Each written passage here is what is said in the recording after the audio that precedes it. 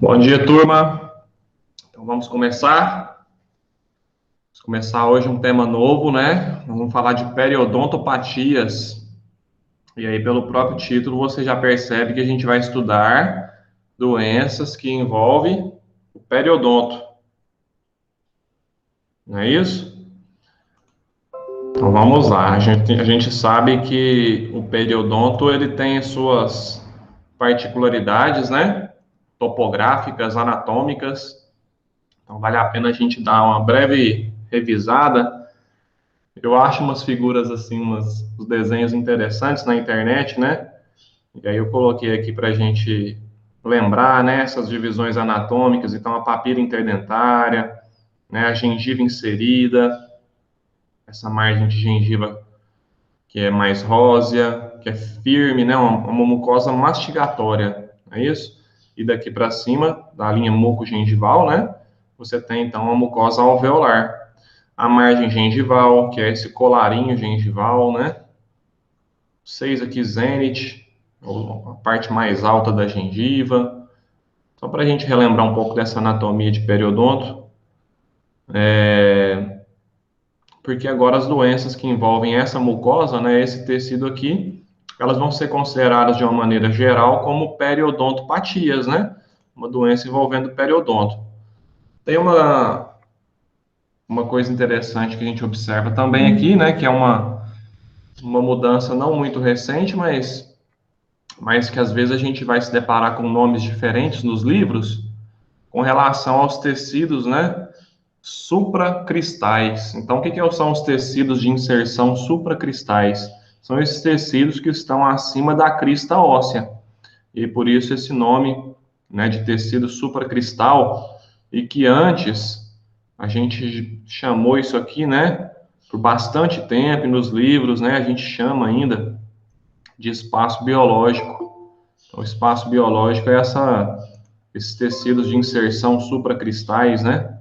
Então, inclui o quê? Inclui o epitélio do sulco, né? O epitélio do sulco gengival, o sulco gengival em si, epitélio juncional, a inserção conjuntiva, né? Então, tudo que está aqui acima da crista óssea e que pode estar alterado no quadro de uma doença periodontal.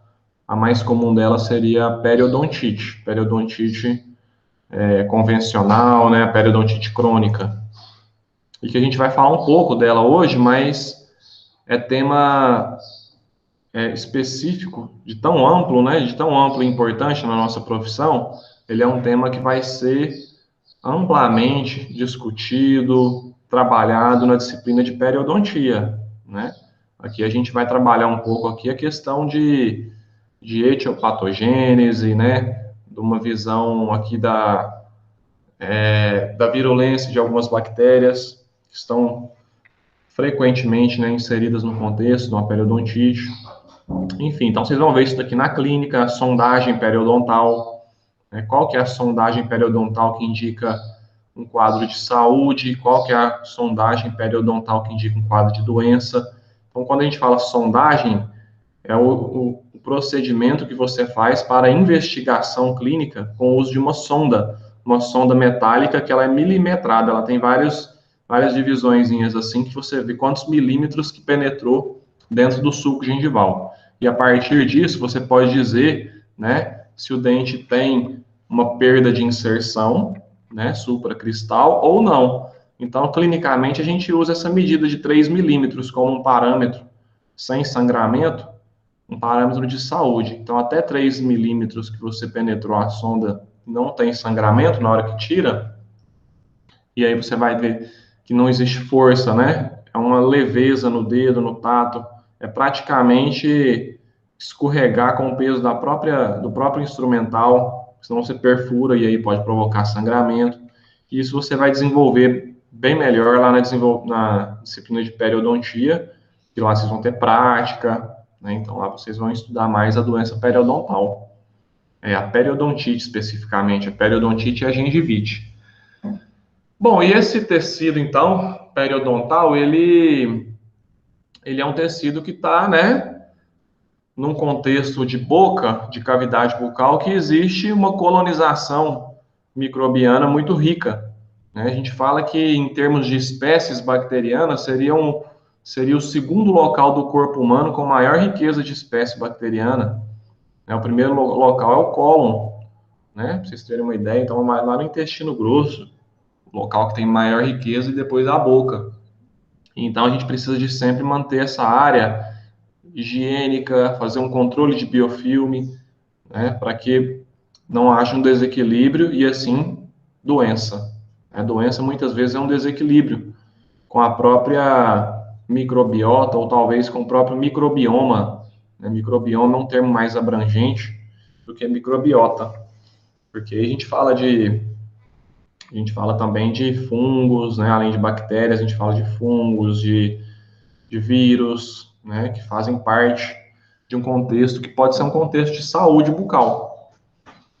Então, o epitélio juncional, ele acaba sendo, mesmo que numa condição de saúde, ele acaba sendo um local onde frequentemente é encontrado um leve infiltrado inflamatório. Leve, né? Imperceptível clinicamente, mas microscopicamente, você tem neutrófilos migrando, né? Fazendo essa exocitose, né? A partir do epitélio juncional. Então, buscando um controle do biofilme que vai se formando ao longo do dia na margem gengival, nesse encontro entre dente e tecido mole, e ali é a região onde a gente faz uma higiene cuidadosa para manter livre de biofilme e cuidar da saúde desse periodonto.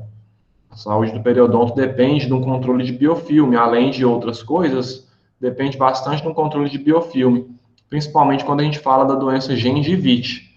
A doença gengivite é uma doença inflamatória muito comum na população, né? Tem autores que falam que a gengivite é uma doença que todos nós um dia teremos e voltamos a ter novamente, enfim. Se você não consegue fazer um controle de biofilme adequado, o mero acúmulo de biofilme é suficiente para gerar uma inflamação gengival, que a gente chama de gengivite. E aí seria a gengivite provocada por biofilme. Como vocês veem aqui nessa classificação, essa classificação ela veio em 2017 para alterar a classificação que estava sendo usada até então, que era de 1999. E aí nessa classificação a gente vai tirar como parâmetros aqui a nomenclatura das doenças que nós vamos estudar. O objetivo hoje não é estudar todas as doenças que envolvem o periodonto, porque isso seria impossível de trabalhar em um dia único. Isso seria tema para um curso de especialização, né, em periodontia, que às vezes, além das doenças, ele também vai abordar procedimentos, mas tem uma maior oportunidade, né, de trabalhar melhor as doenças. Num curso de estomatologia, que você vai estudar as doenças de boca com maior amplitude, mas nós vamos ter o nosso objetivo de abordar aquelas que são mais comuns, aquelas que fazem a base para o seu raciocínio diagnóstico. A gente sempre começa raciocinando no diagnóstico em cima daquilo que é mais frequente, né, daquilo que é mais comum, e a partir disso a gente vai abrindo possibilidade para outros diagnósticos ou não, de acordo com o preenchimento dos critérios, das características clínicas de determinadas doenças. Se você olha para essa classificação, você vai ver assim, ó, Periodontal Disease and Conditions, né? Doenças periodontais e condições. Esse é o artigo original, por isso que está aqui em inglês. Aí ele fala aqui, então, que tem 3 grupos grandes, praticamente, né? Ele coloca saúde periodontal, doenças gengivais e condições, depois ele vem com periodontite, um grupo aqui só para periodontite, depois outras condições afetando o periodonto. E aí a gente pegou algumas que são importantes para a prática clínica, para a gente ir trabalhando aqui à medida que a gente vai avançando na nossa aula. A primeira delas, e mais basicona, a gente já começou a falar bastante, né? A gente já começou falando porque realmente a mais comum a gente chama de gengivite. Então, a gengivite é uma doença periodontal.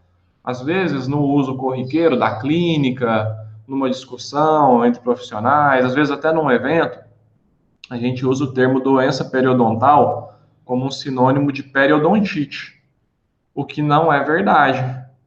Doença periodontal é qualquer doença que está envolvendo o periodonto. A gengivite é uma doença periodontal, né? A gengivite é uma doença periodontal. E na gengivite, você tem a possibilidade de observar os sinais da inflamação, aqueles sinais cardinais da inflamação, que é o eritema, né, que é o vermelhidão, calor, rubor, o edema, que representa o tumor. Às vezes a gente não vê a dor. A dor não é um quadro que é comum na gengivite, nessa gengivite por biofilme. Mas existem gengivites que causam dor, que a gente já vai ver mais para frente, que é o caso da gengivite ulcerativa necrosante. Essa causa dor, ela faz úlcera nas papilas gengivais.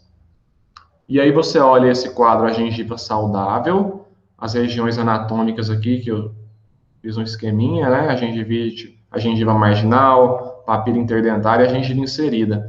E aí você vai aprender lá na periodontite, até mesmo a classificar o grau de gengivite. Nosso objetivo aqui hoje não é classificar o grau de gengivite, é falar por que ela surge, os sinais da inflamação.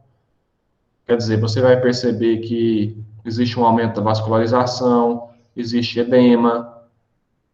Este tecido é um tecido que ele perde bastante a sua resistência devido ao acondicionamento do infiltrado inflamatório e do edema. Este tecido acaba se tornando um tecido mais sensível a qualquer trauma, de forma que, às vezes, você vê áreas de sangramento espontâneo, como está vendo aqui, ou quando você examina esse paciente com uma sonda, ao colocar a sonda, você tira e deixa pontinhos de sangramento. São sinais clínicos que vão indicando, contribuindo com o diagnóstico da gengivite. E essa gengivite é a gengivite por biofilme. Você, então, vai ver que o seu paciente tem acúmulo, tem um tártaro enorme aqui.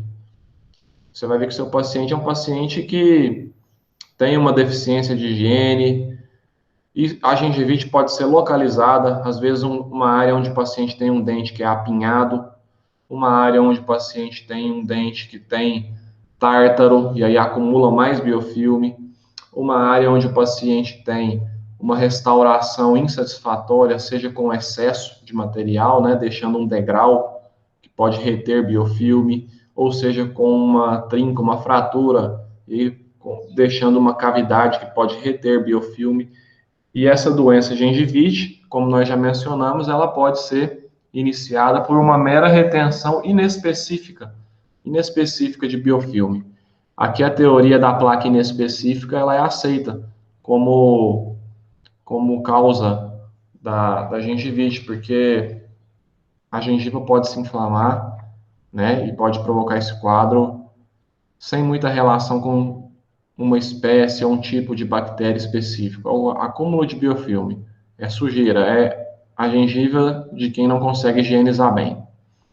Você vê perda do pontilhado dessa gengiva inserida, que naturalmente, numa condição de saúde, tem muitas fibras de colágeno que inserem no periósteo e na gengiva ao mesmo tempo, e acaba então deixando como se fosse um aspecto de furinhos nessas áreas de ancoragem da gengiva no periósteo. Gera um aspecto de casca de laranja, a gente fala. E esse aspecto pontilhado é saudável, ele se perde com o edema. O edema acaba rompendo muitas dessas fibras e acaba fazendo um alisamento desse relevo. E aí a gengiva fica mais brilhosa até. Sangramento, a sondagem leve e mudança de coloração. Como se forma o biofilme, a gente abordou bastante lá na cárie, então a gente vai passar rápido aqui, porque de uma forma semelhante.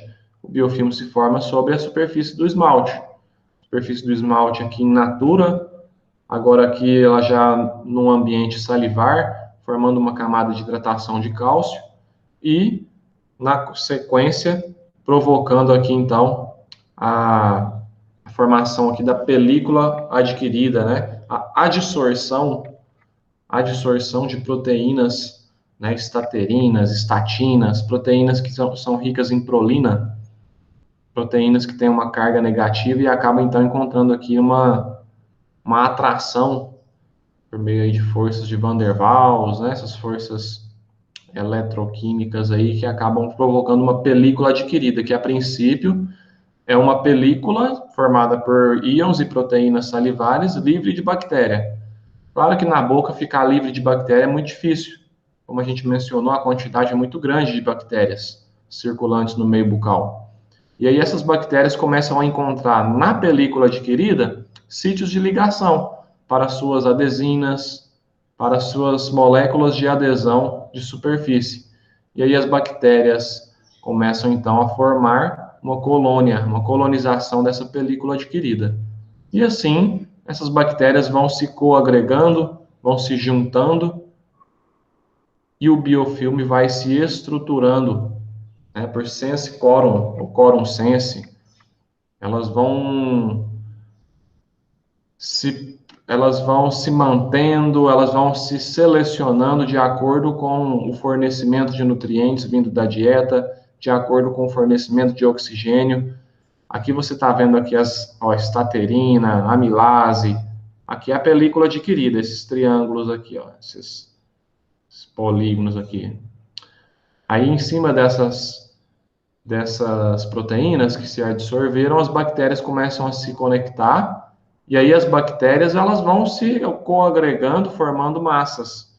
Essa massa de bactéria que a gente chama de película adquirida, não, a gente chama de biofilme. Então isso é o biofilme, que os livros às vezes vão chamar de placa bacteriana, um termo que foi usado por muitos anos e ainda é, né? Mas o biofilme seria mais atual, a palavra biofilme. E o que a gente faz na nossa clínica é contribuir com o paciente no controle do biofilme, seja por procedimentos de profilaxia, que vocês vão fazer bastante, lá na disciplina de periodontia, na disciplina de adequação do meio, e seja também por orientações ao paciente. Orientações em saúde são importantes para que o paciente possa se manter, ele possa ser um coautor ou talvez o protagonista da sua saúde bucal. E assim, esse acúmulo de biofilme pode gerar doenças, como a gente já viu a gengivite. Por exemplo, tem muitas bactérias que são gram-negativas e tem lipopolissacarídeo de membrana, que a gente já mencionou quando a gente estudava cárie, né? As bactérias que vão se juntando, apesar do Streptococcus moltas não ter o lipopolissacarídeo, porque ela é uma gram-positiva, mas nas bactérias que fazem doença periodontal, a maioria é gram-negativa. A maioria tem essa camada de lipopolissacarídeo que acaba sendo muito antigênica, ela acaba sendo um iniciador de resposta inflamatória muito forte. É uma endotoxina com alto poder inflamatório, né, que estão nessas bactérias gram-negativas. Nas gram-positivas, elas têm outros mecanismos, né, o ácido lipoteicoico seria um análogo aí, né, do LPS, só que para as gram-positivas. E aqui você está vendo, então, um corte histológico. Você vai reparar que a dentina aqui ficou preta, foi escuro aqui no corte, foi tirado aqui desse corte. Esse espaço claro aqui é a imagem negativa do esmalte. Então, essa área de encontro entre o esmalte e o epitélio me sugestiona já que este epitélio é o epitélio juncional. É o epitélio que está ali no fundo do sulco gengival. O epitélio juncional, em uma situação natural, e até aqui na gengivite precoce, numa gengivite inicial, que é uma gengiva inflamada aí com 3 dias de acúmulo de biofilme. Você pode experimentar fazer isso, por exemplo, não escovar os dentes mais hoje, o dia inteiro, nem amanhã, e segunda-feira, mais ou menos, você já vai ter um pouquinho de gengivite. Às vezes, clinicamente, é difícil de ver ainda, mas microscopicamente você já vai ter essa gengivite inicial. Que você tem, então, esse pontilhado, esse monte de núcleos aqui de leucócitos, você vê que está próximo, né? Está justo epitelial, tá bem próximo ao epitélio juncional. E o epitélio juncional, que deveria ser completamente plano, a interface dele com o tecido conjuntivo, ele começa a fazer umas projeçõezinhas assim. Que está discreta essa projeção. Com o avanço, o epitélio começa a se tornar mais reativo e fazer projeções. Ele começa a proliferar o epitélio. Então, a inflamação, a gente já viu que tem um potencial de proliferar epitélio. A gente viu ela proliferando lá o resto epitelial de Malassez numa periodontite apical crônica, né? Que também é uma doença periodontal, de certa forma. De certa forma, é uma periodontopatia, as doenças periapicais, porque elas estão lá no periodonto. Mas aí elas já são estudadas no contexto de uma doença pulpar, por isso que a gente estuda elas fora dessa área, dessa aula aqui de periodontopatia. Mas de uma maneira, se a gente for considerar de uma maneira literal, seria de uma forma também de doença periodontal. E aqui você já vê, então, eu vou voltar para você olhar vou voltar para você olhar, fixar o seu olho aí na gengiva quase que saudável, porque já tem um acúmulo inicial de inflamação aqui. Você vê que tem poucas células, né, poucos plasmócitos, alguns neutrófilos, alguns linfócitos aqui. Não estou preocupado agora em classificar os leucócitos, só que você veja que existe uma nuvem, um agregado celular de células aqui que tem um núcleo escuro, redondo, sugerindo bastante que tem aqui linfócitos e que possa ter neutrófilos também. Observe bem essa imagem, e aí quando eu passo essa imagem, você observa que modificou. Modificou o quê? O aspecto do epitélio juncional. Olha como ele é plano, e você passa, ele começa a formar projeções. Começa a formar projeções, começa a formar aspectos que lembram aqueles arcos da Lapa, que a gente já viu e já mencionou lá para o cisto radicular inflamatório. Quer dizer, é uma forma da hiperplasia do epitélio no contexto inflamatório. E essa nuvem de leucócitos aqui se tornou bem mais espessa, até distanciando, formando focos longe do epitélio, longe da área de acúmulo de biofilme, porque realmente aqui já é uma gengivite estabelecida. É uma gengivite onde você já começa a ver com maior facilidade, clinicamente, os sinais que nós mostramos lá na foto, que é vermelho, edema, sangramento. Aqui, então, no livro do Linde, que é um livro de periodontia, ele fala assim que tem um agregado maior de leucócitos, com plasmócitos constituindo 10 a 30%. Começa a chegar mais plasmócito. O verdinho aqui é o biofilme. Você vê como é que o biofilme fica bem concentrado, né, na área de suco gengival. Por isso que quando vocês vão treinar a escovação e até orientar a escovação, aquela técnica de base é a mais indicada, porque você ensina o paciente a penetrar levemente a cerda da escova no suco gengival, para depois fazer a varredura e eliminando esse biofilme que é periodonto patogênico, biofilme que causa um potencial de causar doença periodontal.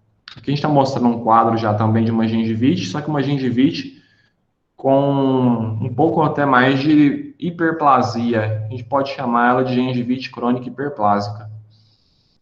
O paciente que faz uso de alguns medicamentos tem maior chance. Olha o tanto de biofilme que tem acumulado aqui, gente. Muito biofilme, você vê, né? Você pode usar na clínica, vocês vão usar lá na adequação do meio, vocês vão usar evidenciadores de placa que ajudam a mostrar para o profissional as áreas que precisam de maior controle e para o paciente também, ele possa se conscientizar.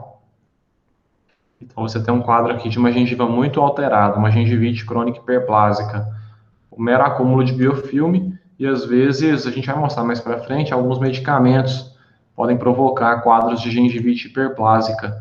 E aí, quando você volta na classificação das doenças, a gente abordou só esse pedacinho aqui, ó. Uma gengivite dentária, né, uma gengivite induzida por biofilme. Isso daqui eu gosto de deixar bem claro, porque você vai ter quadros de gengivite que não são induzidas por biofilme. Existe gengivite que é por doença autoimune, existe gengivite que é por infecção viral, né, gengivite herpética, e essa aqui é a mais comum de todas. Mas o dentista não pode imaginar que ele sempre trata a gengivite controlando o biofilme, porque o biofilme não é a causa de todas as gengivites. Ponto. Abertura para dúvidas e perguntas nesse momento.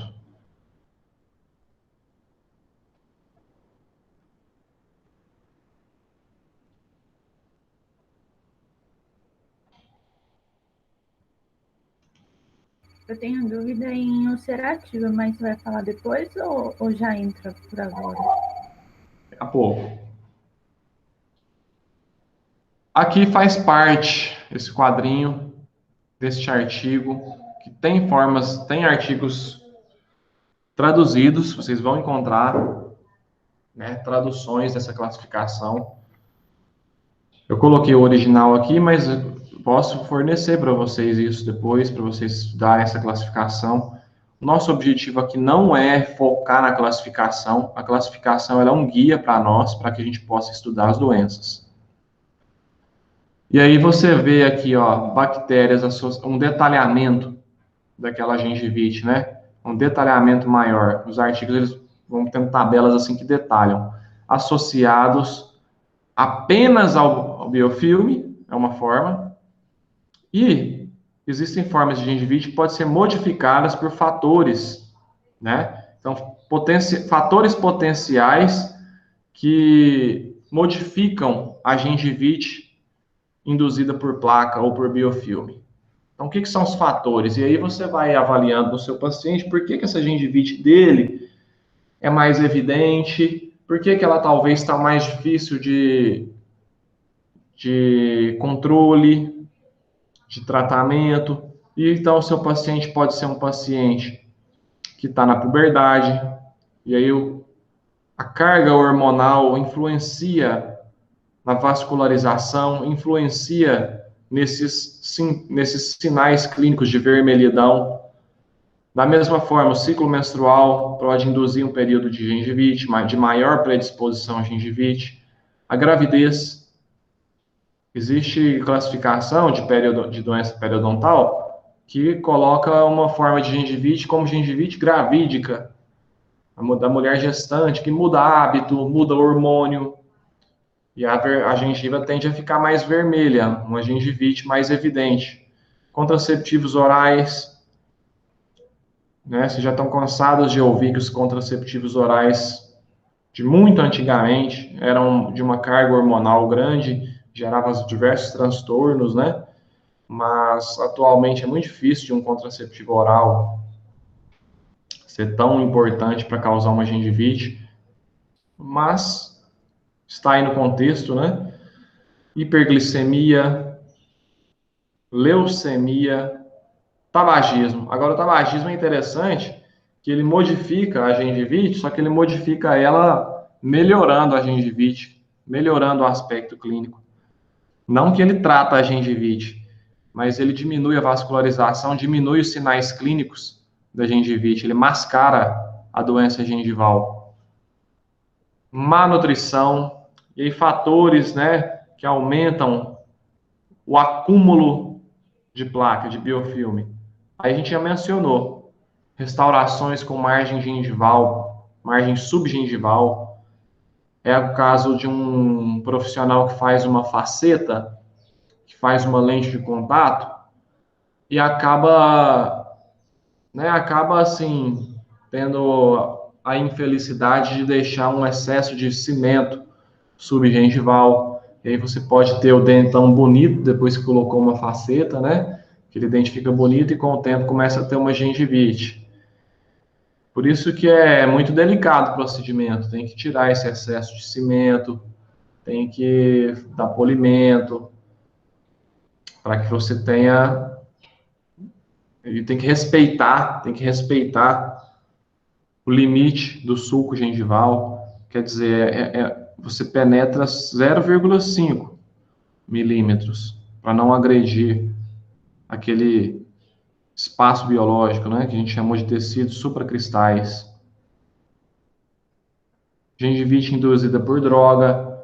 Essa classificação, como eu disse, não é o nosso objetivo amiudá-la. Nosso objetivo é mostrar as doenças que são mais frequentes e falar um pouco do pano de fundo patológico. Aqui você está vendo, ó, na puberdade, aqui além da puberdade, tem fator de retenção de biofilme nessa imagem. O aparelho ortodôntico, olha como que a margem gengival está vermelhinha em alguns lugares. A retenção, a dificuldade de higienização e a própria puberdade em si faz tornar-se evidente os sinais de uma gengivite que vai acontecer pela mesma causa de todos os casos, por acúmulo de biofilme, por dificuldade de higienização, né, por higienização inadequada. A gravidez, mostrando aqui nesse caso, já tem aqui uma área de formação de uma lesão. Não só tem uma gengivite aqui, mas tem uma lesão na papila interdentária aqui, mesial e distal desse canino, e que nós vamos ver mais adiante, que é um granuloma piogênico. Nós já vamos dar um nome nisso daqui, que é diferente de gengivite.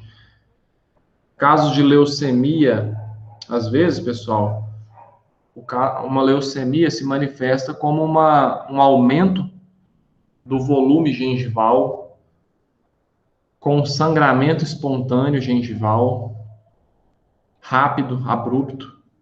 E aí você vai na anamnese investigar se esse paciente também se queixa de sintomas gerais, né, como cansaço, inapetência, palidez, e você pode, de repente, suspeitar de uma leucemia. Pode se manifestar com uma forma de gengivite. Não é comum, né, gente? É uma manifestação incomum de acontecer no consultório odontológico sem o diagnóstico prévio. Mas pode acontecer de você ser o responsável por um diagnóstico inicial de uma leucemia. Então, os aumentos de volume de gengiva, eles têm que ser investigados em relação ao contexto. A gente não trata dente e nem gengiva, a gente trata de indivíduo, a gente trata de seres humanos, então a gente precisa de lembrar que a boca, ela veio colada no resto do corpo todo, e tudo pode influenciar a saúde bucal. Tem doença gengival que é modificada por nutrição? Tem. Por exemplo, a doença gengival provocada no escorbuto, que é a deficiência de vitamina C. E aí você pode ter dentes com mobilidade, você pode ter uma gengiva friável, que sangra com facilidade, que faz úlcera com facilidade, que faz edema. Então você pode observar que para um diagnóstico de gengivite não basta olhar o acúmulo de biofilme e controlar o biofilme. Às vezes você vai questionar sobre a dieta do seu paciente, sobre o uso de medicamentos, sobre um período que esse paciente está, às vezes, com uma doença sistêmica, ou se ele está gestante, né? Está fazendo uso de medicamentos. E é por isso que a gengivite, às vezes, ela é simples, mas precisa de uma riqueza de informações para que você consiga orientar o paciente. Fatores orais aí, né, que podem fazer retenção de biofilme. Pérolas de esmalte, restaurações, a gente já mencionou, né, discrepâncias gengivais, subgengivais, né, caso da lente de contato, caso de uma coroa, né, de uma coroa metalocerâmica ou uma coroa metálica, enfim, qualquer restauração que aproxime-se ou que entre no sulco gengival precisa de respeitar os limites biológicos e precisa de ter polimento, precisa de ser bem polida, precisa de ser lisa para que o controle de biofilme seja satisfatório. Lá na clínica, às vezes a gente pega uma sonda exploradora e está avaliando o paciente, e aí você vê que o paciente tem uma coroa. Aí você pega aquela sonda, escorrega ela assim no sulco gengival para ver o quê? Se existe um degrau entre a coroa e o tecido dentário. Se existe um degrau quadrado, se existe buraco, ou se é lisinho, se a sonda, quando você traciona, ela escorrega com facilidade. Quando escorrega com facilidade, é ótimo, é ok. Mas quando está travando, está entrando numa cavidade, e então você tem aí a indicação de uma substituição dessa restauração ou dessa coroa, né? Para que você tenha preservação do tecido periodontal. Não adianta nada você ter um dente bonito e começar a ter recessão gengival, começar a ter uma inflamação gengival, que possa danificar, né, o suporte desse dente no futuro. Drogas, medicamentos que influenciam numa gengivite, que podem provocar um quadro que a gente chama de gengivite medicamentosa, ou hiperplasia gengival medicamentosa, melhor dizendo. Por exemplo, medicamentos que são classificados como bloqueadores de canais iônicos. Você tem aí antihipertensivos nessa classe aqui. Você pode ter, por exemplo, propanolol, o próprio propanolol, que é um medicamento fraco, mas pode estimular um acúmulo de colágeno gengival diante de uma reação inflamatória gengival, né, diante de uma gengivite, e este acúmulo fazer uma hiperplasia do tecido gengival. Anticonvulsivantes, acho que o maior exemplo é a nifedipina, nifedipina não, gente, é a carbamazepina, ciclosporina é um imunossupressor, que é usado às vezes no paciente transplantado renal, né, mais frequentemente no paciente transplantado renal. Então, anticonvulsivantes, você vai ver que eu citei aqui a carbamazepina, mas se o paciente mencionar o uso de um medicamento desse grupo, né, você vai registrar, você vai avaliar clinicamente e você vai ter a oportunidade de consultar na literatura, às vezes na própria bula do medicamento, se existe este efeito adverso possível de causar um aumento do tecido gengival. Como que eu controlo isso? Controle de biofilme, cirurgias de plastia gengival, né, plástica gengival para remover o excesso com o tempo. E se for possível, dentro da possibilidade, nós podemos pensar em substituir o medicamento, né, em pedir para que o médico avalie a possibilidade de substituição do medicamento. Essa fenitoína aqui é um anticonvulsivante, né, junto com a carbamazepina, que eu falei para vocês aí, a ciclosporina provocando quadros, onde a gengiva começa a fazer grandes volumes de tecido que às vezes encobrem parcialmente e quase que até totalmente a estrutura dentária. E você vê que um excesso de biofilme está associado. Aí, quer dizer, a inflamação gengival,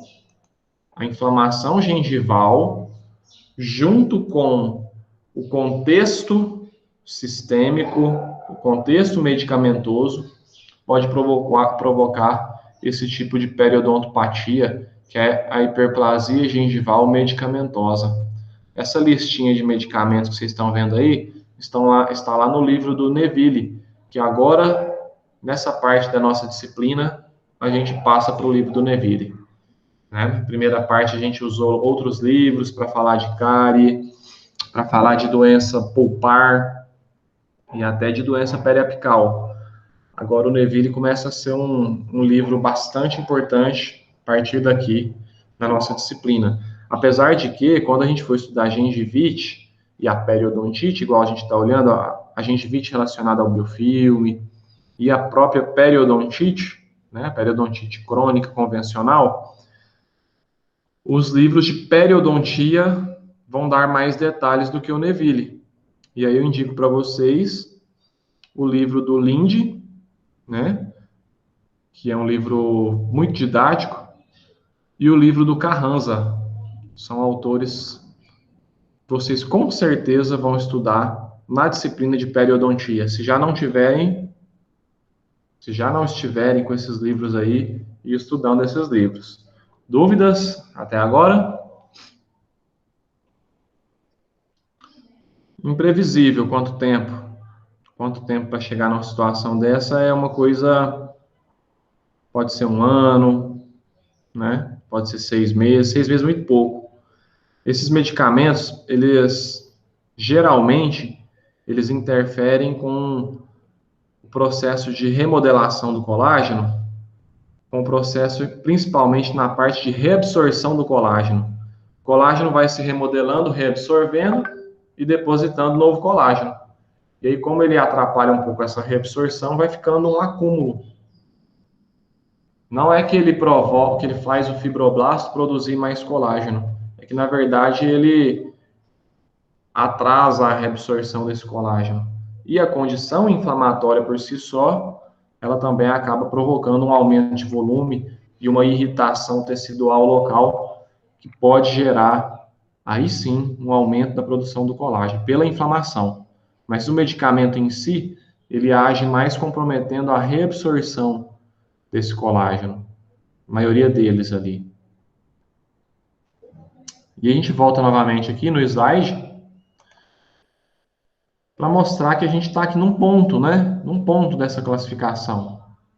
E aí a gente acabou abordando uma gengivite, que tem uma causa que é o acúmulo inespecífico do biofilme, mas que pode ser modificada por algumas situações que são mais comuns, como nós mencionamos, as situações que são mais frequentes. E aqui são todos aqui, então, formas de doença periodontal que são adquiridas. São formas que você pode controlar e que você pode tratar com grande possibilidade de êxito, de resolução completa do quadro. E aí, quando você parte para este outro grupo, aí a gente vai entrando um pouco mais num território de estomatologia, de patologia bucal, e fugindo um pouquinho da prática corriqueira da pério, que é quando você descobre, e que você não pode esquecer, porque quando a gente forma, você entra numa rotina ali rápido e começa a esquecer que nem tudo é o mais comum todos os dias.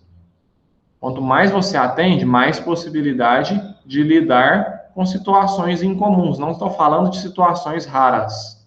Raridade é uma coisa, ser incomum é outra coisa. E aí você começa a ver que existem doenças gengivais não induzidas por biofilme. Não induzidas por biofilme. Nosso objetivo também, né, está longe de esgotar esse conteúdo, muita coisa. Vamos abordar, dentro disso que já é incomum, aquilo que é mais frequente, aquilo que é necessário para uma formação básica do bacharel em odontologia. Infecções específicas. Depois a gente vai falar aqui processos reacionais. Neoplasias, nós vamos abordar em outra aula. Olha como que a classificação é abrangente, né? Tudo que está no periodonto é uma doença periodontal. Tumores, neoplasias, entra como doença periodontal. Por isso que você não pode sair falando, o paciente tem uma doença periodontal. Tá, X, né? Doença periodontal, e aí? É um mundo de possibilidades. E aqui vale a pena a gente mencionar, então, a gengivite herpética, que nós chamamos de gengivoestomatite herpética. Gengivoestomatite herpética. A gengivoestomatite herpética tem esse nome porque provoca doença gengival. Mas essa palavra estomatite está junto porque não restringe só a gengiva. Você vê que forma úlceras, além de área de gengiva inserida e de papila interdentária que fica edemaciado, vermelho, dolorido. A gengivite herpética, que é a manifestação primária da herpes, é extremamente sintomática. Dói, faz febre, faz linfadenopatia. O paciente mal consegue beber água. Imagina você com um montão de afta na boca desse jeito. Não tem uma afta, às vezes, você não consegue conversar. Então, imagine que é a dor similar à dor da afta, só que multiplicada em todas as regiões. Porque isso não é uma afta de verdade, né? Isso são úlceras que são provocadas pela manifestação do vírus herpes. Geralmente ocorre entre os 6 meses e 5 anos de idade. geralmente. É o primeiro contato com o vírus, que acontece geralmente nesse período aqui. Antes dos 6 meses, a criança geralmente também, né, está em amamentação e os anticorpos maternos acabam protegendo de um quadro agressivo como este. E aí, às vezes, acontece no adulto uma reativação herpética devido a uma imunossupressão importante, que parece com essa manifestação primária. O que seria quadro de imunossupressão importante?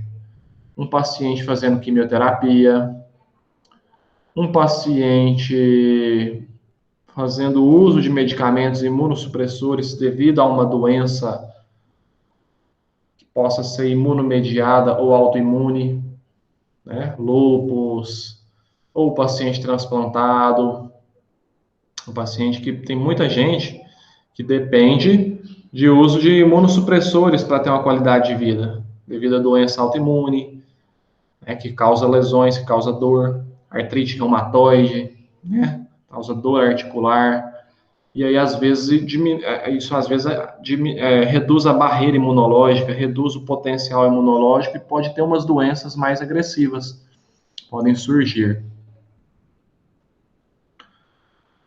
Essas são manifestações mais comuns de uma herpes recorrente, nesse slide agora.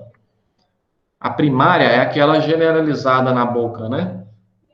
O lábio às vezes fica inchado, dá febre.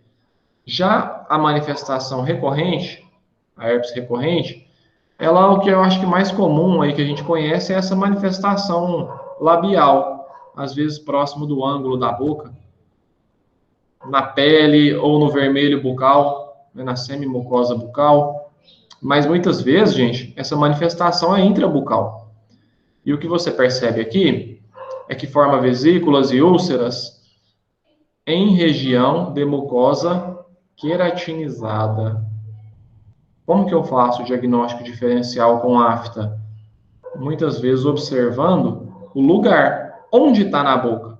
Se está em mucosa queratinizada, é difícil de ser afta. Afta, mucosa alveolar, assoalho bucal, fundo de vestíbulo, lábio, mucosa gilgal, né? Palato mole, prega ptérigo-mandibular, arco palato-glosso, essas áreas onde tem uma mucosa mais fininha e não queratinizada. Gengiva e palato duro, difícil demais de você encontrar afta. Então, você vai procurar outro diagnóstico para essas condições. E herpes é uma possibilidade. Herpes forma várias úlceras que podem se coalescer. Dói, existe o pródromo, que pode acompanhar, que é aquela sensação de prurido, de ardência. E você pode, na dúvida, fazer um exame que é a citologia esfoliativa. Citologia esfoliativa, ela é feita de uma maneira mais satisfatória, ela é feita com aquela escovinha endoscervical, que é usada lá no ginecologista. Aquele kit que você compra na farmácia, que o ginecologista usa, que tem uma espátula de madeira e uma escovinha endoscervical. A espátula de madeira para fazer citologia, ela acaba amassando muito as células e solta fiapinhos de madeira, espalha de uma maneira grosseira as células. Então eu gosto mais da escova endoscervical, que você gira ela. Eu acho que se eu não me engano, eu vou conferir, eu acho que tem um vídeo no YouTube mostrando como é que faz a citologia. No Instagram tem alguma publicação que eu coloquei, mas eu acho que no YouTube tem um videozinho que foi até uma iniciação científica que a gente fez. E aí, quando você faz isso num quadro de herpes, começa a surgir essas células epiteliais estranhas, né? Que parece que tem 3 núcleos. É um núcleo enorme. Olha como é que seria um núcleo na citologia, um núcleo de uma célula epitelial. Ele é pequeno e ela tem um citoplasma grande, né? Poligonal. Você vê que tem vários pontilhados aí no meio dessa lâmina que são leucócitos, são linfócitos. A citologia é um exame que você não vê aquela organização de arquitetura, você vê um monte de células esparramadas. E são as células superficiais que você raspou. E aí as células epiteliais, quando elas começam a ficar com um núcleo grandão, duplicado, naquele quadro clínico, e com essa quantidade de inflamação, a gente conclui aí, né, que são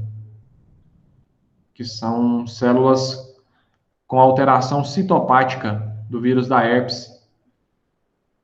O que ele escreveu aqui? Ó, células gigantes multinucleadas sinciciais com inclusões virais. Citologia esfoliativa, nome desse exame. Barato de fazer e pode tirar dúvidas nos quadros mais difíceis de diagnóstico, mas não é um exame necessário para dar diagnóstico de herpes. Ele é um exame complementar que pode ser utilizado no caso de dúvida. Então, com relação à inflamação gengival devido a vírus, a herpes é a que é fundamental de abordar. O vírus da herpes, ele encontra receptores nas células epiteliais, adentra as células epiteliais, prolifera, e quando ele faz a citólise, ele rompe essa célula epitelial, ele acaba se espalhando, e um local que ele penetra, um desses locais que ele penetra, além de outras células epiteliais, além de endotélio vascular, ele pode penetrar em um axônio, em uma terminação neural, e ali ele migra para o corpo celular, e então acaba se tornando uma infecção latente, lá no gânglio, né, no gânglio de Gasser, que é onde ficam os corpos celulares, né, do nervo trigêmeo, o gânglio do trigêmeo. Fica latente ali, pessoal, porque o neurônio não prolifera. O vírus utiliza a proliferação celular para que ele prolifere também. O vírus fica latente nesse neurônio e pode reativar para gerar uma infecção recorrente diante de N situações, às vezes situações até não identificáveis. Mas, por exemplo, é muito comum você ver uma pessoa ter recorrência de herpes num período de estresse, num período de tensão, num período emocionalmente difícil. Às vezes recorre herpes em uma mudança climática abrupta. Eu tenho pacientes que às vezes têm recorrência de herpes comum e me procuram antes de fazer uma viagem, por exemplo. Vou para o Caribe. Casei, vou lá para o Caribe passear. Não quero ter herpes lá no Caribe. Então você acaba passando pequenas doses profiláticas, né, de aciclovir, que é um medicamento que consegue suprimir essa proliferação do vírus da herpes. O aciclovir, ele age como se fosse um antagonista, ele age como se fosse uma competição com o vírus da herpes, bloqueando os receptores que o vírus da herpes gosta de penetrar nas células. E aí o vírus da herpes acaba não penetrando em lugar nenhum, os anticorpos vão lá e grudam nele e destroem esse vírus antes dele provocar uma destruição tecidual. Né? Esse tipo de estresse aí, né, Amanda? Ir para o Caribe, mas você poderia ir também para Machu Picchu, onde vai ser bastante gelado, e aí quando você estiver esquiando na neve, você pode, de repente, perceber que está com herpes, uma coceira assim no lábio, aí você fala assim, oh meu Deus, logo aqui que eu queria tirar tanta foto, né? Pelo menos agora de máscara você pode tirar bastante foto. Falando de etiopatogênese, eu acho que nós estamos falando assim, o que é importante dessas doenças, né? A gente está explicando aí como que essas doenças acontecem. E é o que a gente busca nessas aulas, a etiopatogênese. Como que é a alteração tecidual e por que ela aconteceu. É isso que é o objetivo da patologia. E aí, galera, tem outras situações que provocam uma doença gengival e que gera eritema, gera vermelhidão, e que não é uma infecção, seja ela por biofilme ali, igual a gengivite induzida por biofilme, ou seja por vírus. O vírus da herpes é realmente o mais comum, né? Existem outros vírus, tá, gente, que provocam doença gengival, né? O citomegalovírus, né? O próprio vírus HPV. A gente vai mostrar uma forma de doença que o HPV causa. Enfim, o HSV, que é o vírus da herpes, pode ser o 1 ou o 2, mais comum é o 1, mas o 2 também pode provocar. O 2, ele geralmente tem uma tendência de provocar mais lesões genitais. E a transmissão pode ser, inclusive, por sexo oral, quando a doença estiver numa fase ativa, proliferativa, né, formando vesículas. Essa transmissão acontece pelo beijo, né, pelo contato íntimo e, às vezes, compartilhando objetos. Um paciente com uma manifestação de herpes é um paciente que nós não faremos qualquer atendimento odontológico nele. A gente evita, a gente espera esse quadro passar. A não ser que seja uma urgência, que o paciente esteja com dor, mas você não vai ficar ali fazendo manutenção ortodôntica, você não vai ficar ali fazendo raspagem com ultrassom no paciente com herpes, jogando vapor de herpes para todo lado, né? Se bem que o vírus também não sobrevive tanto tempo assim no ambiente, mas você pode dessa forma fazer uma infecção cruzada pelo ambiente. Reações alérgicas. Olha, reações alérgicas, quando vocês lerem no Neville, ele vai mencionar muito a canela, né? A cinnamon gingivitis, né? Gengivite por canela. O americano, ele gosta muito de chiclete de canela, bala de canela. E a canela tem uma... Ela é, de certa forma, tem muita gente que tem sensibilidade, né? Uma hipersensibilidade aos componentes aí presentes na canela, mas não só isso, às vezes uma mudança de creme dental tem que ser investigada. Mudei de creme dental, começou a aparecer um quadro de alteração gengival. Opa, será que esse creme dental tem algum componente que você tem sensibilidade, né? E aí a gente chama essa gengivite aí de gengivite plasmocitária, porque quando você faz uma biópsia, tem uma riqueza muito grande de plasmócitos, como vocês podem ver na figurinha histológica aí, muito plasmócito. E às vezes, gente, tem casos de gengivite plasmocitária idiopático. E eu atendi um paciente desse e é muito frustrante. Quando você não consegue identificar o que está causando a gengivite, é muito frustrante. Porque você faz o paciente gastar muito dinheiro e no final das contas não identificou o que ele tem, o que está causando a gengiva. A gengivite, né? Mas acontece. E então você encaminha esse paciente para um alergista, ele vai fazer testes, né? O prick test, que é um teste cutâneo, o PET test, testes que vão incluir N coisas. E aí, no caso, você vai pedir que incluam componentes conservantes do creme dental, de enxaguantes bucais, de alimentos, porque você não sabe o que está causando a gengivite. Mas se o paciente te fala que ele mudou de hábito recente, você muda esse hábito de novo e a gengivite desaparece, aí pronto, aí você não precisou gastar muito dinheiro, você foi baseado na anamnese. Mas quando a coisa não encaixa, não fecha, aí você começa, faz biópsia, né? Você começa a pensar se isso realmente é uma gengivite reacional, né, por uma hipersensibilidade ou não. Aí o paciente usa corticoide, a gengivite desaparece, ele para, a gengivite volta, você não sabe o que está causando. O diagnóstico, às vezes, gente, é um grande desafio. Mas isso acontece com menos frequência do que as coisas que você consegue identificar e tratar. Nosso objetivo hoje não é falar de raridade. Raridade é uma especialização de estomatologia, inclusive, porque aí é raridade, né? É as coisas que a gente acaba atendendo, que eu acabo atendendo, e aí às vezes faz parte mais do meu universo, porque tenho uma tendência de receber encaminhamento de coisa difícil, mas eu preciso falar para vocês que não é tudo difícil. Você consegue, às vezes, identificar o creme dental que foi alterado. Paciente, a canela, você tem que perguntar, né? Perguntar.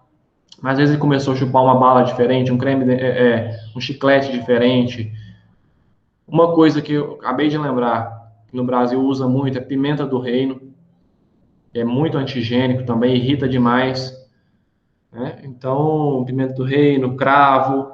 Você vai perguntando para o seu paciente, condimentos, até que você vai tirando tanta coisa e às vezes consegue identificar o que causou.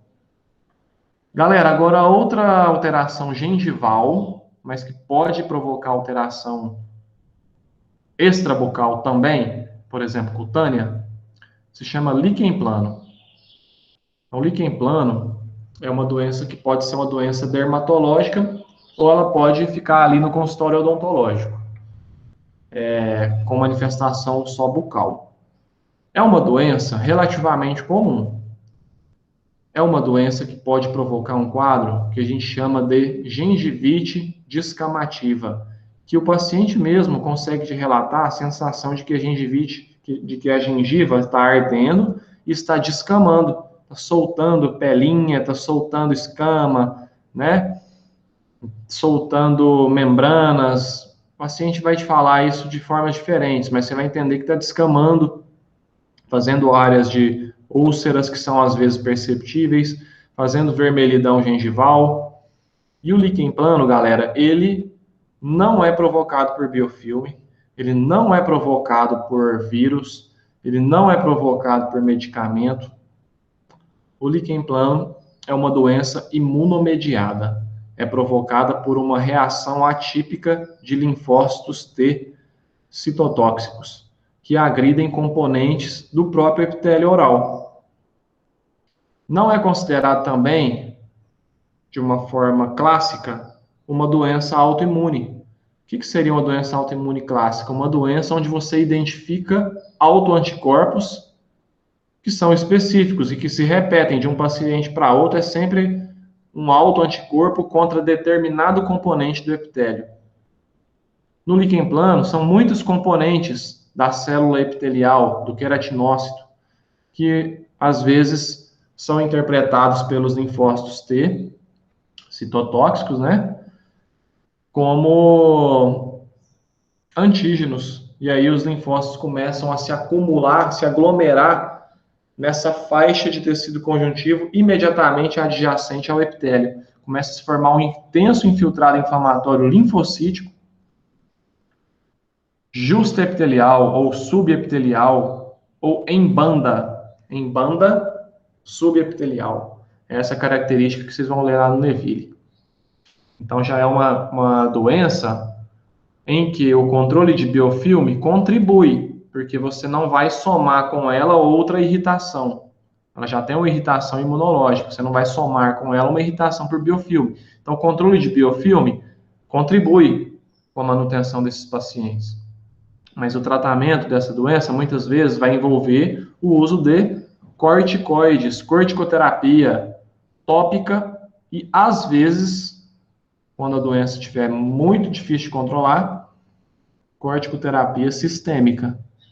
Então, o seu paciente, ele precisa de, às vezes, ele vai precisar de um acompanhamento médico junto. O dentista pode prescrever corticoide sistêmico? Sim, pode. Mas o dentista, em tudo que ele faz, ele precisa de ter a responsabilidade daquilo que ele está fazendo. Então, eu, particularmente, não gosto de usar corticoide sistêmico por longos períodos no meu paciente sozinho, sem ter um acompanhamento de um médico junto. Por que eu não gosto? Porque os efeitos adversos, eles começam a se tornar desafiadores para a minha prática. Então, eu começo a ter que aferir pressão do paciente, começo a ter que ver peso do paciente, ver se o paciente está com um quadro de diabetes, né, sendo induzido, ver se o paciente está tendo perda de cálcio. Acaba sendo um desafio para a prática odontológica que que eu acho que não justifica não ter o acompanhamento médico para esses pacientes. Então, às vezes, um dermatologista vai ser um grande parceiro no tratamento de um líquen plano oral. Ou um reumatologista também, né? Que trabalha melhor com essas doenças que têm uma influência imunológica, e o dermatologista trabalha porque a doença tem uma influência dermatológica às vezes. Olha aqui como que é, mais ou menos assim, né? De uma forma, precisa decorar aí, né? Mas olha só o conceito aqui. Reações imunológicas, também chamadas de. Ah, deixa eu pedir aí para alguém que tem uma voz bonita ler. Deixa eu ver aqui. Mariana, que está aí. Lê para a gente esse quadro aqui enquanto eu descansar a voz um tiquinho. No canto aqui, ó. Reações imunológicas, também chamadas de reações de hipersensibilidade contra substâncias ambientais ou contra os próprios tecidos. Como esses estímulos para as respostas inflamatórias não podem ser eliminados ou evitados, as reações tendem a ser persistentes, frequentemente apresentando características de inflamação crônica. O nome doença inflamatória imunomediada é usado em algumas vezes para se referir a esse grupo de distúrbios. Beleza, esse conceito aí é do Robbins, de patologia geral, para mostrar para vocês por que que a gente chama o líquen plano de doença imunomediada, ao invés de autoimune. Como eu já expliquei, não tem se um autoanticorpo e um componente único que seja identificado. Acaba sendo uma reação imunomediada. Às vezes, esse termo, reação imunomediada, ele também é usado, às vezes, gente, para alguns quadros de estomatite aftoide, né? Estomatite aftosa recorrente. Às vezes a afta, ela é difícil também de você ter a identificação do que causa uma recorrência constante de aftas no paciente. É um exame profundo para identificar as causas de uma coisa que, aparentemente, na maioria das pessoas é tão simples, né? Afta, às vezes um raspão da escova de dente, uma mordida pode gerar um quadro de afta, um trauma, né, superficial.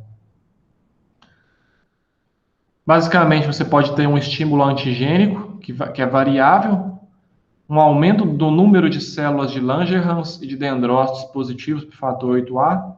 Um detalhe aqui, né, só para a gente ir compreendendo, mas não precisa de você memorizar tanto esses detalhes, mas para você vendo como o sistema imune vai sendo ativado. Expressão acentuada de moléculas de adesão endotelial, ICAM, ELAN, induzida por macrófagos residentes. Essa expressão de moléculas de adesão endotelial é interessante a gente mencionar, porque também faz um aumento de expressão de moléculas de adesão epiteliais. E às vezes, quando isso acontece, o epitélio demora mais a descamar em algumas regiões, acumula mais queratina, então manifesta na boca como áreas de placa branca, umas coisas brancas que aparecem na boca. A gente já vai ver foto, não mostrei nenhuma foto ainda, mas a gente já vai ver. Aí então linfócitos T são recrutados e mantidos na submucosa por meio de receptores das moléculas de adesão endotelial. Queratinócitos basais expressam o ICAM e os linfócitos se aderem. Então os linfócitos começam a grudar nos queratinócitos, né? São as células do epitélio da mucosa. Os queratinócitos sofrem apoptose. Então, às vezes a gente vai ver na camada basal do epitélio, num quadro de líquen plano, você vai ver uma deformidade da camada basal, porque destrói a camada basal do epitélio, mas não provoca bolha na maioria das vezes. Fica aquela camada basal se reorganizando o tempo todo. E hiperqueratose, né, devido a uma redução na descamação dos queratinócitos por causa do aumento da adesão à membrana, justamente dessas expressões de receptores de adesão das células, que acontece por meio das citocinas inflamatórias. As células inflamatórias vão liberando citocinas, liberando mediadores que vão ativando essas células a externalizar mais esses receptores de adesão. Esse quadrinho aqui, ó, é um quadrinho também esquemático, mostrando como que os linfócitos vão se agregando nessa camada próxima ao epitélio do tecido conjuntivo, né, da lâmina própria, E eles vão aqui, ó, causando agressão epitelial, destruindo algumas células da camada basal, e muitas vezes eles vão penetrando também, fazendo uma exocitose leucocitária, né? Vai tendo uma penetração aí de linfócitos na camada basal, principalmente do epitélio, que tem alguma coisa ali que está atraindo eles, mas essa alguma coisa é que é difícil da gente descobrir e de tentar controlar, né? Olha aqui o quadro histológico. Nesse quadro histológico, preste bastante atenção, que vocês vão ver uma camada de queratina muito espessa.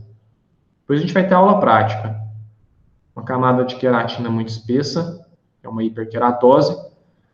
Os cones epiteliais, né, essas projeções epiteliais, se tornam afiladas, ficam finos.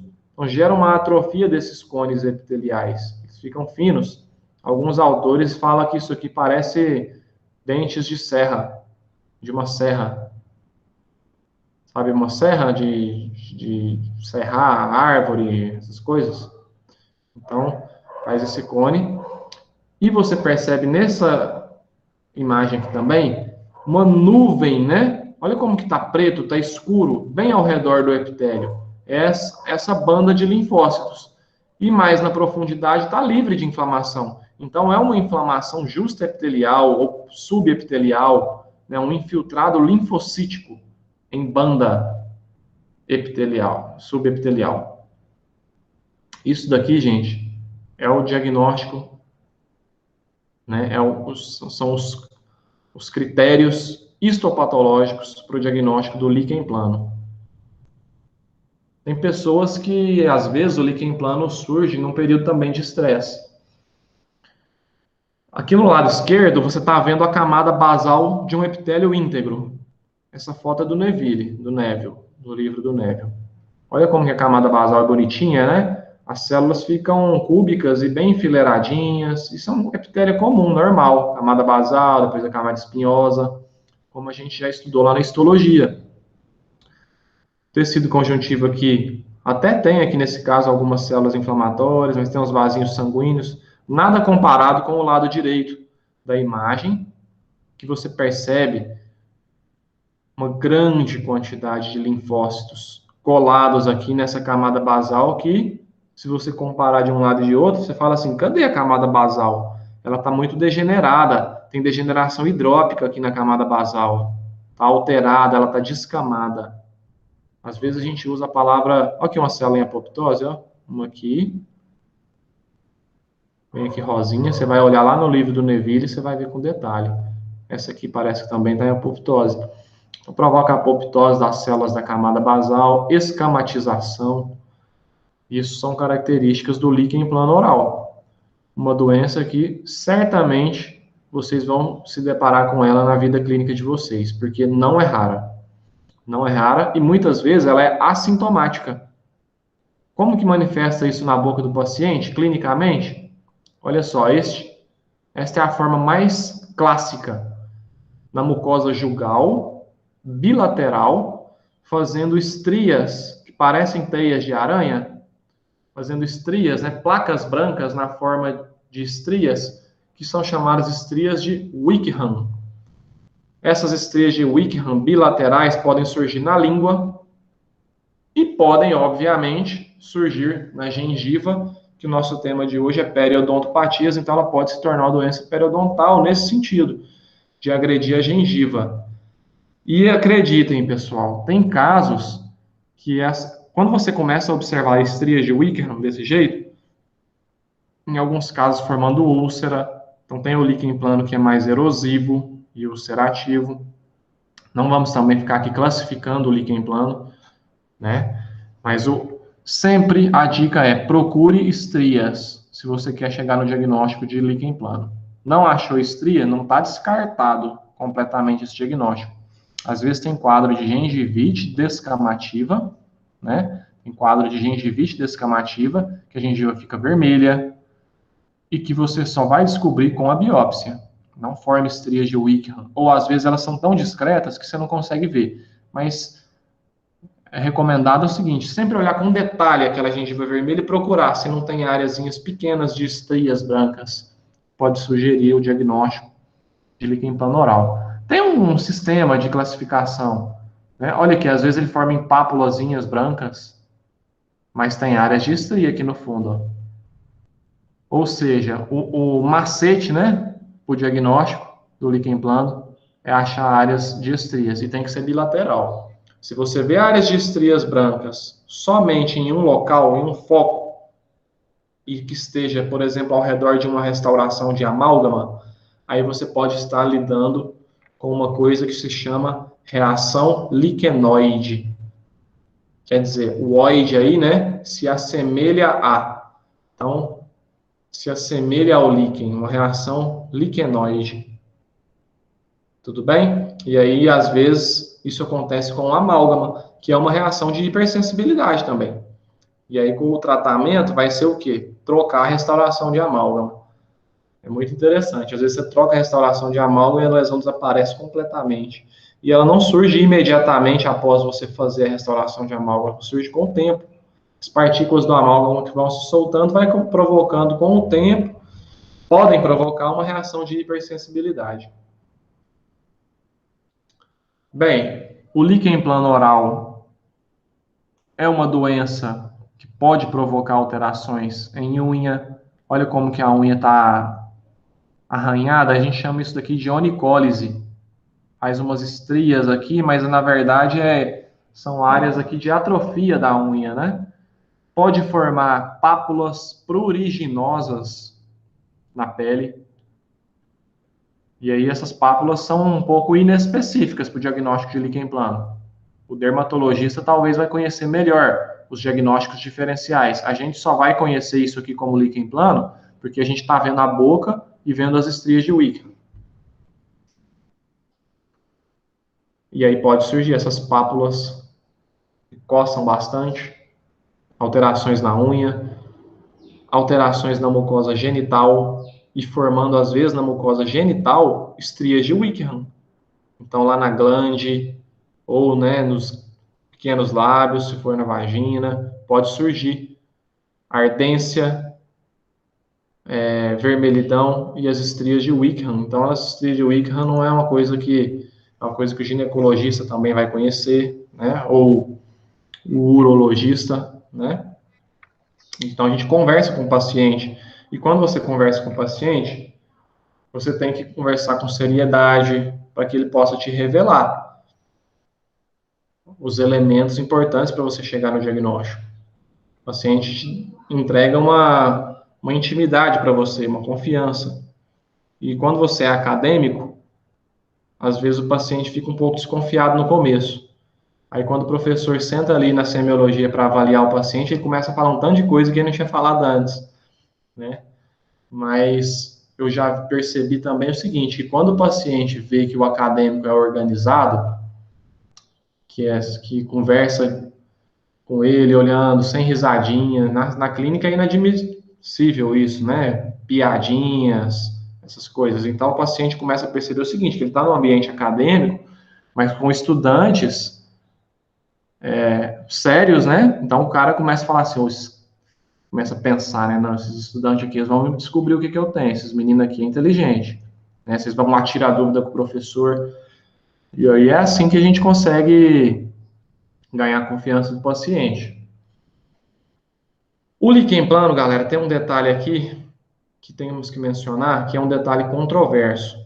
Ele é classificado pela OMS como uma condição cancerizável. Então, quando o líquen plano começa a fazer áreas de úlcera, começa a se tornar um líquen plano erosivo ou ulcerativo, ele tem que ser olhado com cuidado, porque ele tem uma tendência maior de gerar sintomas. Quando faz úlcera, dói, né? Agora, e se essa úlcera não doer? Quando uma úlcera não dói, a gente se preocupa, porque é uma característica do carcinoma, né, do câncer de boca. Sugestiva dele, né? Não exclusiva. Mas o seu potencial de malignidade, quer dizer, o risco de um líquen plano gerar um câncer de boca é discutível, é questionável. Risco total é relatado de 0,4% a 5,6%. Então, os trabalhos, eles não sabem exatamente se esse paciente teve um carcinoma e, coincidentemente, ele tinha líquen plano, ou se o líquen plano predispôs a um risco maior de ter câncer na região onde havia o líquen plano. O líquen plano acaba sendo uma doença crônica, fica com a vida inteira com aquela doença ali, e a gente sabe que áreas de inflamação crônica, ao longo do tempo, elas podem, né, predispor aquele ambiente a alterações mais frequentemente, né, alterações genotípicas, fenotípicas ali, que podem gerar uma neoplasia. Galera, vocês estão percebendo que eu estou falando sem parar, né? Porque senão a gente não acaba essa aula. Eu vou parar para a gente tirar umas dúvidas, a gente vai respirar, mas é muita informação, e informações importantes que a gente precisa de dar uma sequência, sem cortar. E daqui a pouco a gente corta essa sequência para que nós possamos conversar um pouco mais. Líquen plano oral foi, como se diz, entrou aí na mente já e precisa de revisão. O livro do Neville ajuda demais a entender o líquen plano oral. Demais, tem figuras lindas, maravilhosas. Outra doença que nós vamos entender como uma doença influenciada pelo sistema imune, que envolve o periodonto, é o pênfigo. Mas o pênfigo, gente, tem vários subtipos. Aqueles que são relevantes para a boca, eu vou sublinhar e destacar esses dois primeiros, mas principalmente o número 1 aqui, ó, que é o pênfigo vulgar.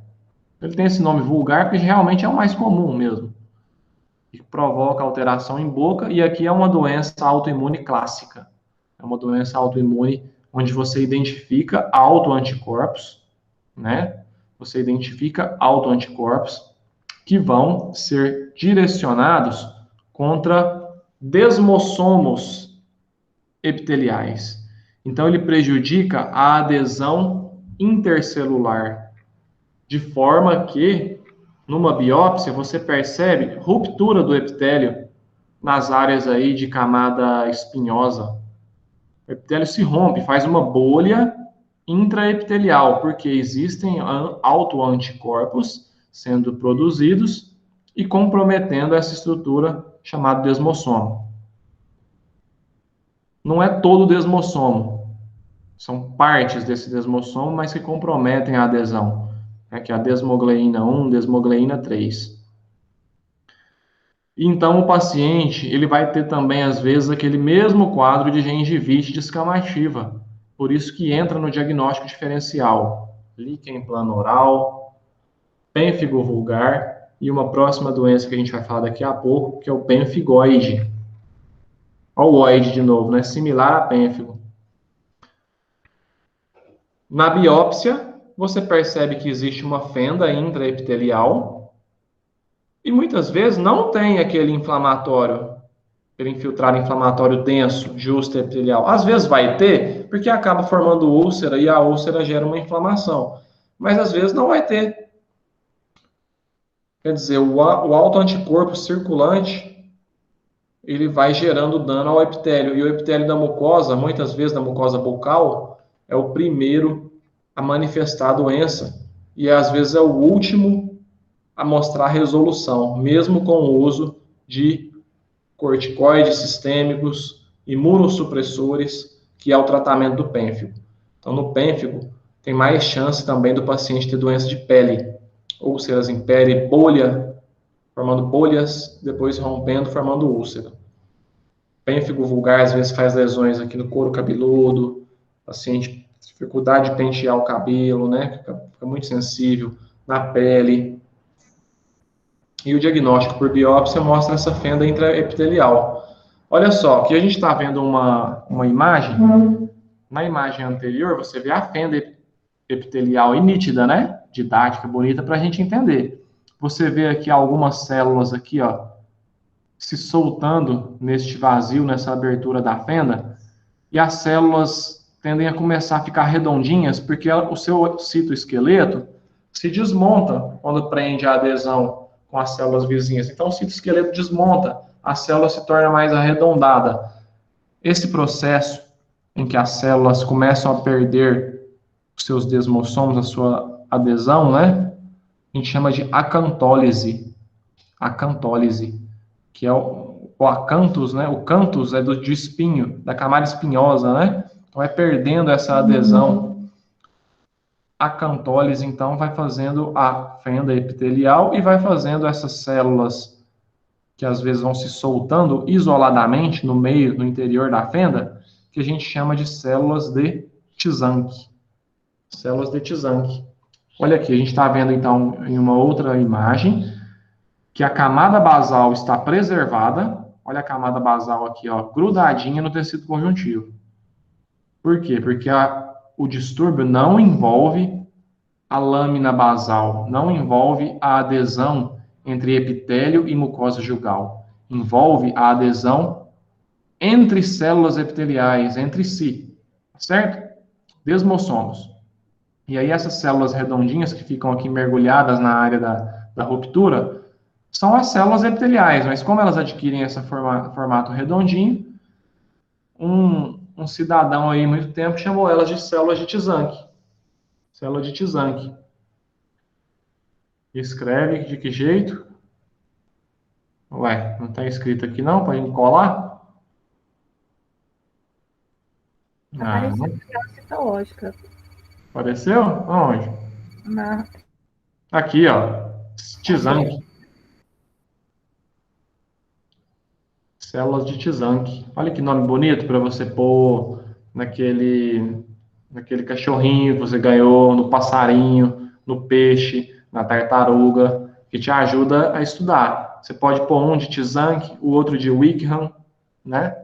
E aí você vai gravando esses nomes aí.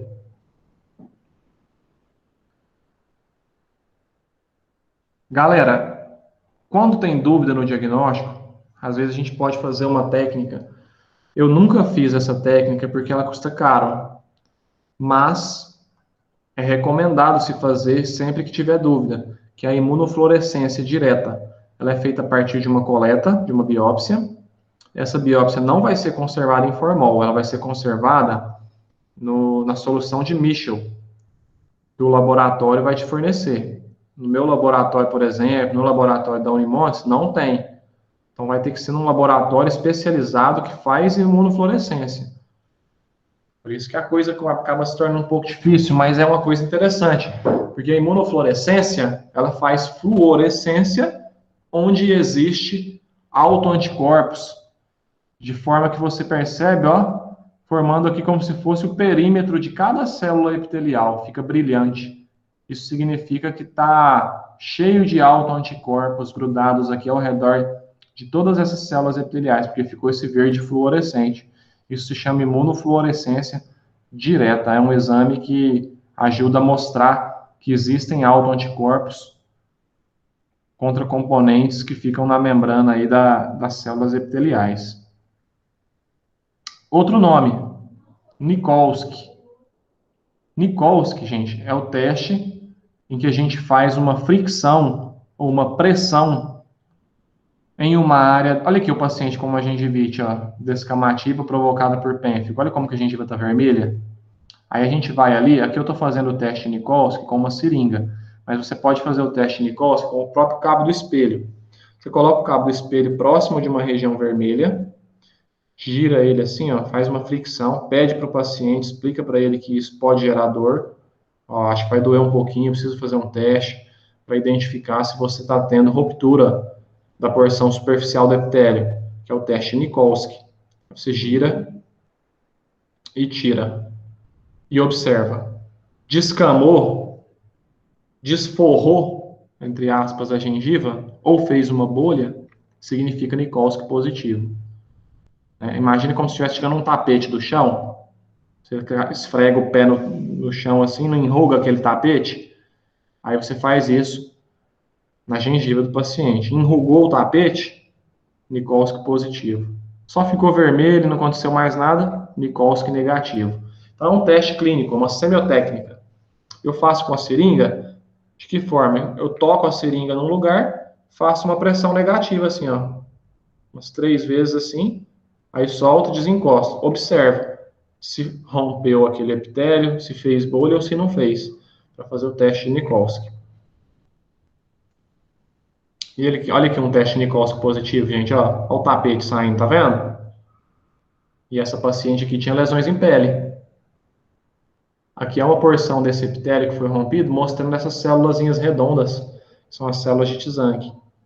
Ou seja, formou célula de Tizanck, formou fenda intraepitelial, diagnóstico, pênfigo. Pênfigo vulgar. Ah, não formou nada disso. Na biópsia era gengivite escamativa. Formou nada disso, mas eu vi na biópsia um epitélio com hiperqueratose, vi um infiltrado inflamatório intenso demais, só junto do epitélio, e a camada basal está alterada. Diagnóstico, líquen plano oral. Mais uma outra doença que a gente vai abordar hoje é o pênfigo, é o pênfigoide, né? Aqui, continuando aqui o pênfigo, antes da gente passar, né, que pode levar à morte, hoje nem tanto, mas é uma doença que pode ser difícil demais de controle. Nossa, meus pacientes de pênfigo, meu sonho é ver a gengiva deles rosa de novo, sabe? Ver a gengiva bonita. O máximo que a gente tem conseguido fazer é diminuir o sintoma, tirar a ardência, tirar o incômodo, diminuir a descamação. Mas a gengiva vermelhinha fica, aquela coisa recorre, o paciente já fica ansioso, compromete mais ainda, né? Então acaba sendo difícil. Olha aqui esse caso, ó. Após uma semana com uso diário de 80 mg de prednisona. 80 mg de prednisona, uma semana, 2 semanas, beleza, eu faço.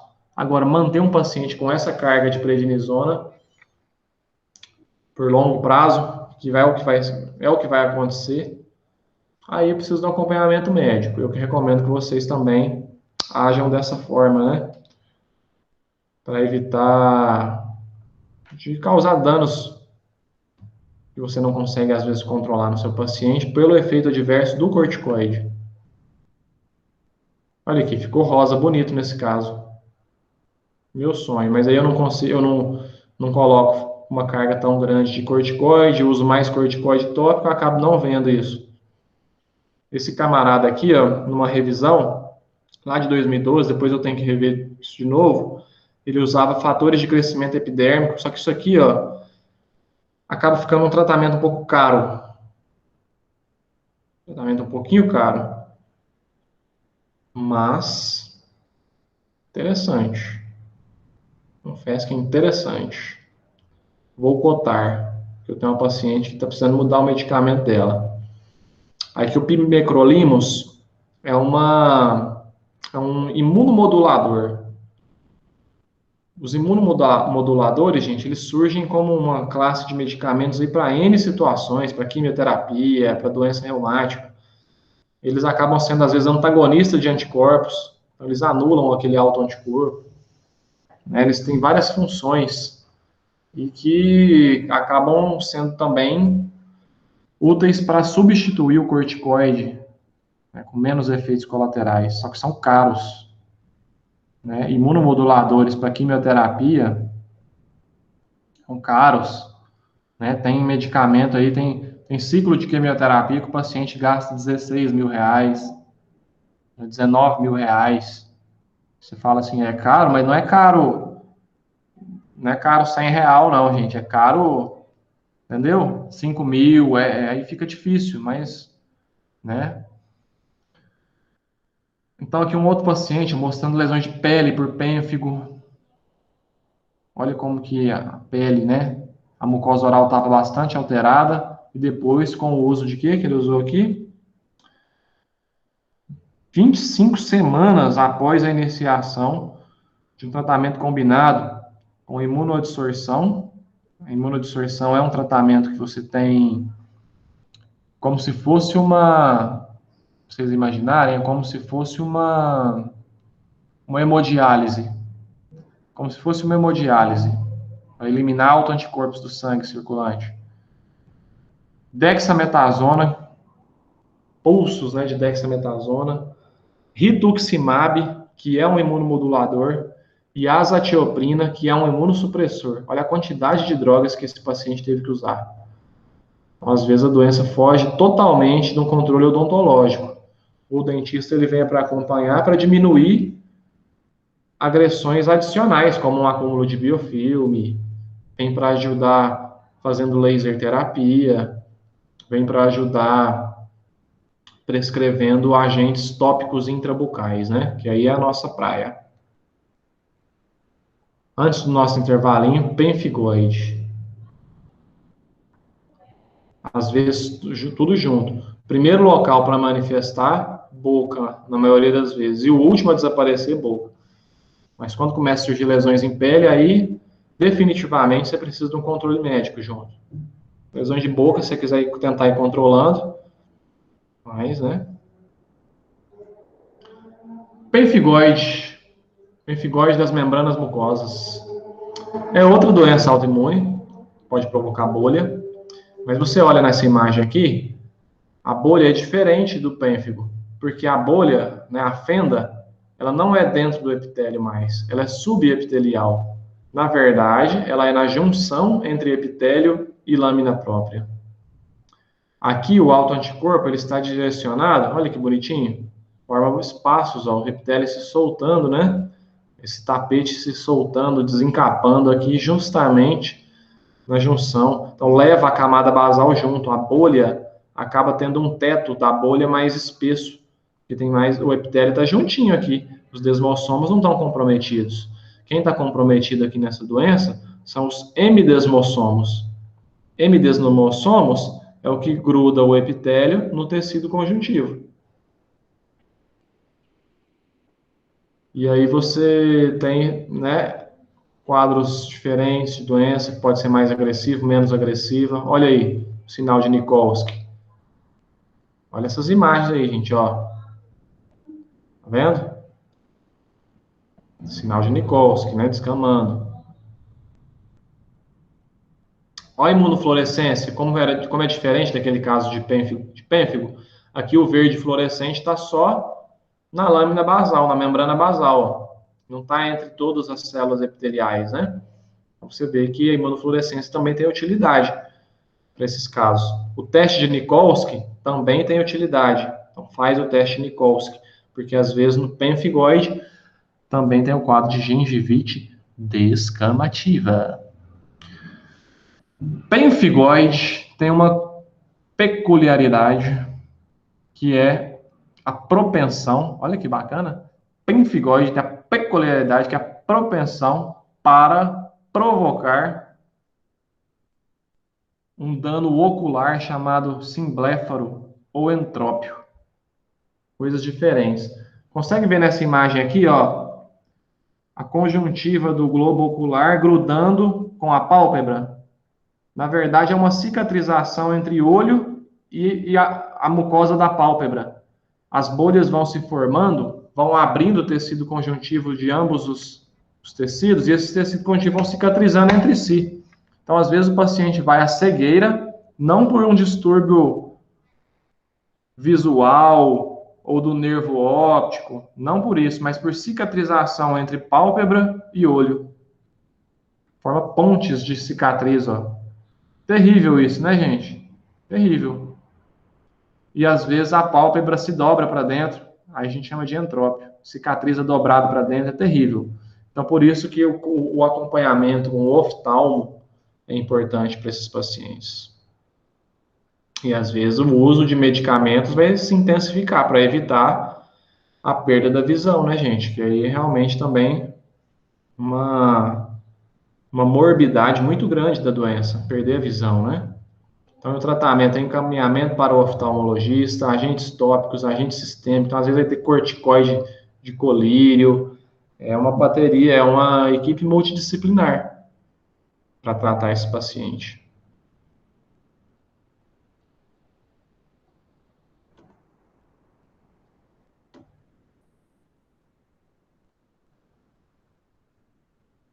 Um quadro aqui de gengivite sendo resolvido, ó, só com fluocinonida,